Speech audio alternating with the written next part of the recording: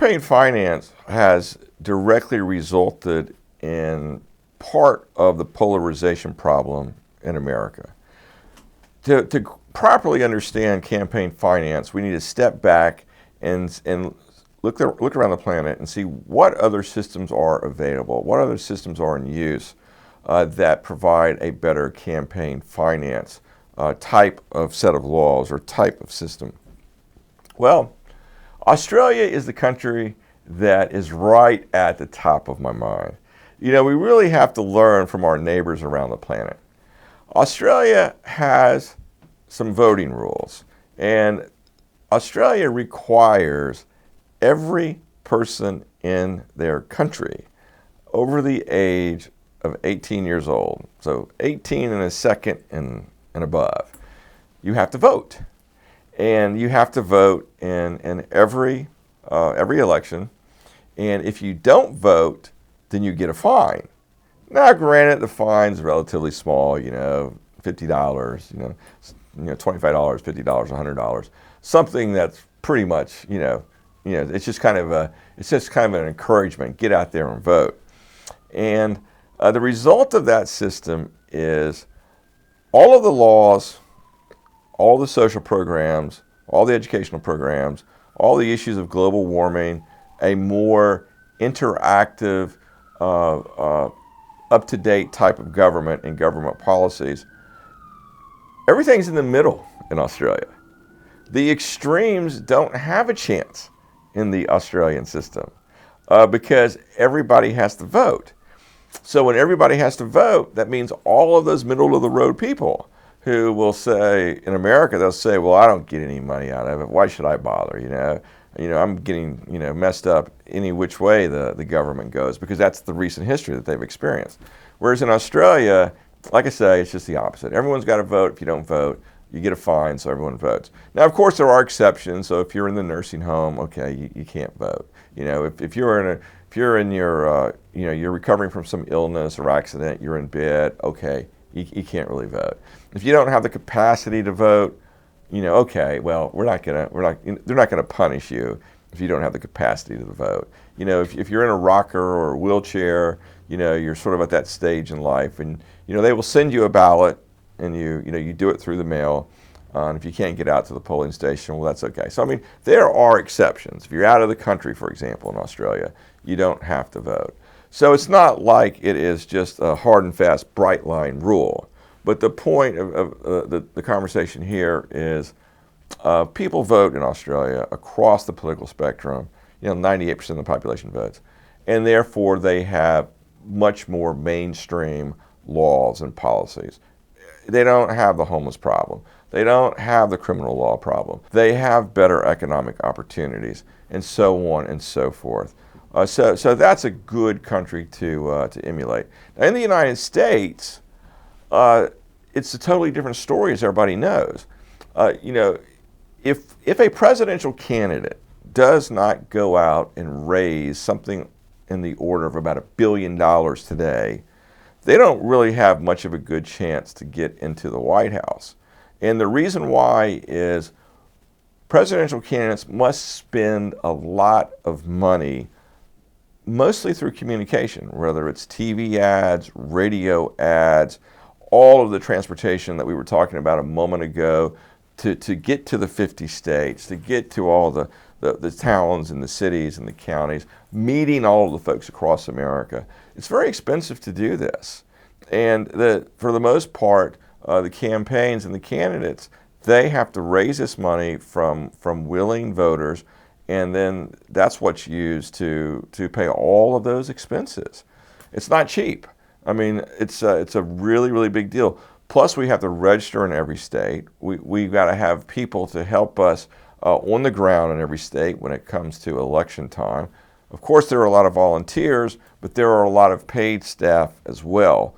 So the whole machinery of running a campaign, having poll workers on the ground, having campaign signs all across the country to distribute in people's yards, to pay for mass media types of advertising, TV, radio. Even Google charges money for advertising. Facebook charges money for advertising, and so on.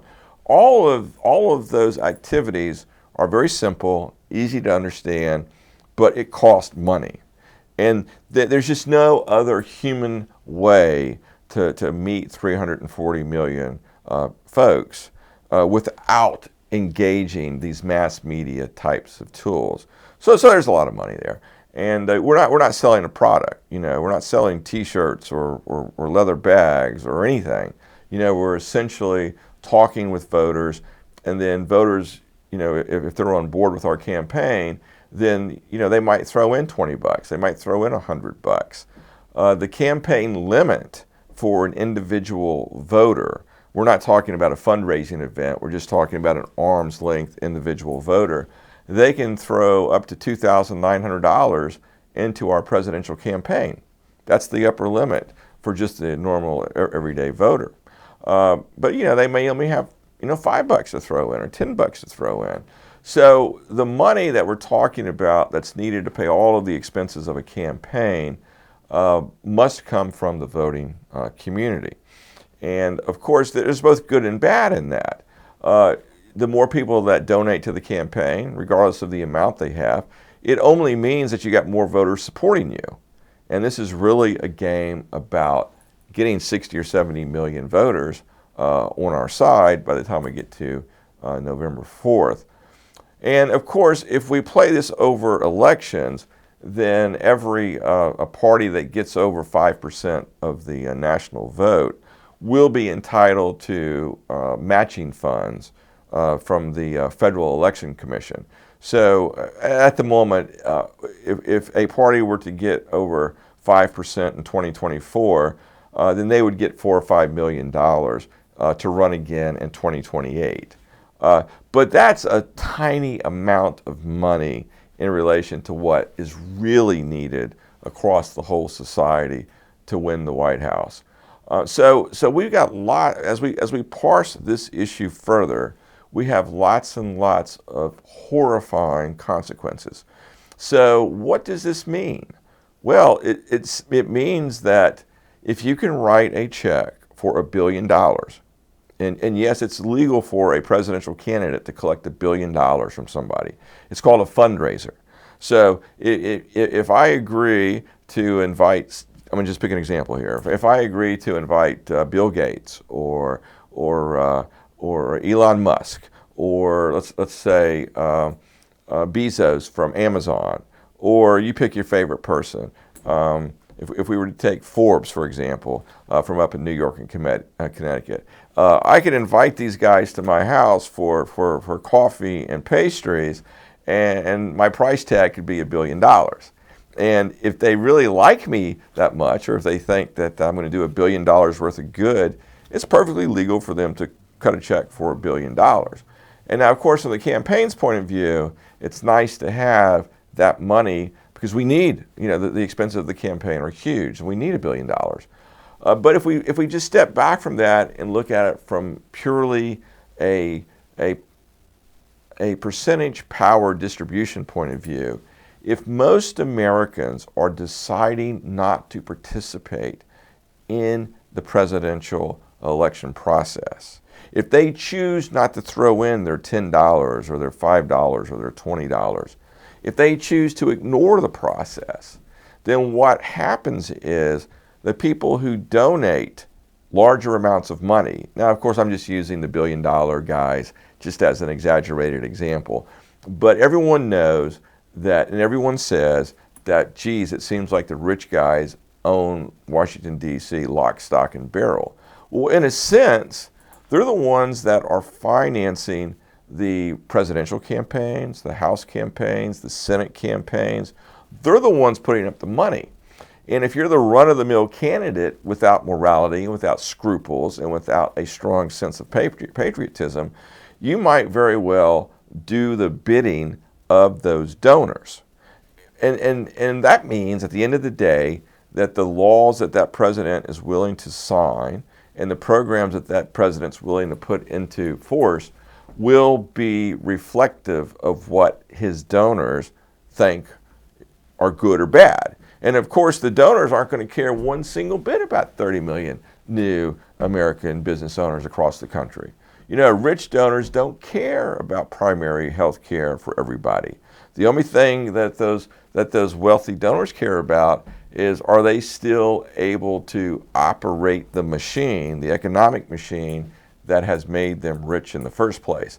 So it really, truly is a situation where the vast majority of Americans are literally shooting themselves in the foot by choosing not to support independent candidates, not to support with money, with votes. You hear this video, go to our website. There are 15 different ways to donate money to my campaign and the Independence Party on my robertquigleyforpresident.com website. If you've only got $5, send it over via the Cash App or PayPal. Use your credit card. It doesn't matter. If you got $20, $100, send it over. But when people choose not to participate in the political process is not going anywhere. It only means that other people are going to be the ones making those contributions. So this part of the conversation, I just want to finish up this example. When we're out on the campaign trail, I'm going to have my slides and my exhibits, because like I said, I train as a lawyer, and I'm going to convince the American public like a lawyer does. I don't BS. I'm telling you the way it is. So about a month after I started putting together my campaign, China's largest national oil company sent me an email, and that email is going to be Exhibit A on the point of campaign finance when we're on the campaign trail. And they offered me $90 million if I would meet them in Canada and talk about the relationship between China and the United States if I should win the White House. Now, on the one hand, you're hearing this story and you're thinking, well, who's this guy Quigley? Well, I lived in East Asia for 10 years. When I was in East Asia, I was in the local newspapers a number of times. I spoke in a number of public forums. And the Chinese know that I am extremely pro-American and extremely anti-Chinese. And I am not, if there's a war, there's a war, and America's going to win that war. So the Chinese would rather have somebody in the White House that is a little more sympathetic to the Chinese. Well, I'm not that guy. So they know my personality, and they know my background, and they know when I set my mind to do something, well, he's gonna do it, or he's gonna die trying. so they invited me to Canada and put that $90 million on the table, but I turned them down. It took me 1 second to make that decision. It did not take long. It took me about 20 minutes to compose my response to that email. It's very polite, very statesmanlike. But that's going to be Exhibit 2 in that Exhibit A. And I turned them down because, but Joe Biden, through his son, took $11 million from the Chinese. Joe Biden took 10% of that money, and his son, Hunter, used the rest of it to get high and live an extravagant, fun-filled life. But the real point here is, when the American public refuses to get involved with campaign finance, then it is forcing politicians to grab money left, right, here, there, and all these obscure places.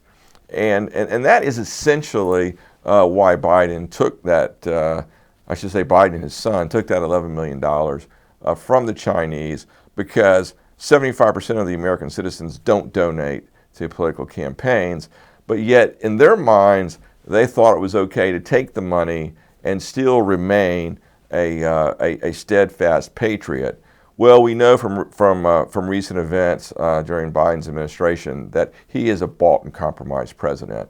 And if the country wasn't so fed up with impeachment, I'd be one of those guys on the street corner holding that sign that says, impeach Biden. But that's just one example. He's not the only example. There are a lot of entrenched politicians in the United States who have taken money from dubious sources. And that in itself, reflects on the campaign finance problem. So if we had a system where, let's just say, the amount of money people could spend on a presidential campaign was capped, regardless of where that money came from. Did the money come from the Federal Election Commission? Did it come from private sources? Or do we set a list of legal sources where the money can come from? Is there some way we cap the total amount? Or do we have the government finance the election? We set some new qualifications, and the people who meet those qualifications, if they want to be president, they put their name on a list. In the United States, every time there's a presidential election, there are roughly 2,000 people that register to run for the presidency's office. Okay, so there are many, many ways that we can restructure the system that is fairer for the American people. But what we have right now is simply get the money wherever you can, and of course disclose it. I mean, you have to disclose it. I mean, that's essentially the heart of American campaign finance law. There are limits. You can't get the money from some places, like in the Chinese side, for example, and you can't sell the office. But every time you get money from someplace, it has to be disclosed on the FEC website. It's disclosed to the public. When you spend money, everywhere you spend it, it has to be disclosed. That part of the law is absolutely fine, because everyone needs to know where the money's come from and where it's going. So an example of that, everyone knows that I'm a big fan of Taiwan. I lived out there for a number of years. My wife is from Taiwan. We are 100% behind democratic Taiwan. I'm not asking Taiwan for any money, because my view on Taiwan is the right view. It's the moral view. It's in line with what's happened in American history. But if the Taiwanese offer me $10 million, then underneath the category of a fundraiser, I would take that $10 million because it would be legal in a fundraising situation, and I would turn right around and I would disclose that to the American people, either on the campaign trail or or through the process of the Federal Election Commission document disclosures. In other words, it would be no big secret. But what we have in the case of Biden and the Democrats, and the Republicans are just as guilty of this as well, is they've taken money from dubious sources like Donald Trump and Hillary Clinton, most likely, as best as we can tell from available evidence, took money from Russian oligarchs. We're talking about tens of millions of dollars. They never disclosed it. They did everything they can to keep it secret. I can't swear that that's 100% accurate, but based on all available information, that is my firmly held conviction and belief. So we'll let them come out and try to rebut it, but do it with their documents, because I have documents too. But what I'm saying here is both parties are guilty of taking money from sources that really they should not have taken money from in the first place, because they are adversaries of the United States. And they should in no way compromise, either tacitly, indirectly, or directly, their future position as president and what that president has to do in relation to those other parties. But they do it. And the reason why they're doing it is because the campaign finance sources and laws around the U.S. are not making it easy for folks to run for office. So again, let me just back up and make it really simple. If all 340 million people in America, minus the kiddos, of course, if everybody spent $20 a year for as a personal campaign contribution to for the folks that run for the president, then you multiply that over a period of 4 years, so that $20 becomes $80, and then you take the $80 and let's just say you multiply that by 300 million people, then you're talking about $2.4 billion. $2.4 billion will finance a good, honest run for the office of president. I mean, you could have 10, 15, 20 different candidates running for the office, all highly smart, highly accomplished, people with very good ideas. And that pot of hypothetical money that I'm talking about could be used to finance a presidential campaign. Now, that kind of system is not in place, and I'm not saying to the American people we're going to make that happen. what I'm doing is I'm just describing the current campaign finance situation, and I'm pointing out the pros and the cons of what we have. And I'm comparing it with like Australia, where everybody has to vote, and the end result is laws that much more reflect what the vast majority of the citizens are thinking and wanting in their life. So that's kind of campaign finance in a nutshell, and it's I would encourage everyone that hears this video, if you're listening to this video and you want to see America go in the independence direction, you want to see the country move to the middle, you want to see these global warming issues tackled, these health issues tackled, these job creation, business creation issues tackled, your housing issue tackled. If you want to see hard, fast, honest solutions, then go to my website, robertquigleyforpresident.com. Whatever you can afford to donate, donate it. Tell your neighbors, tell your friends, tell your workmates, your classmates. Every dollar counts. Because I'll finish up here. If you look at the folks who have become president in our lifetimes, the guys who raised the most money in the campaign period were the ones that almost won the presidency every time. So essentially, the guy who raises the most money winds up in the White House, with just a few exceptions. So your support and your money, no matter how small or big it is needed.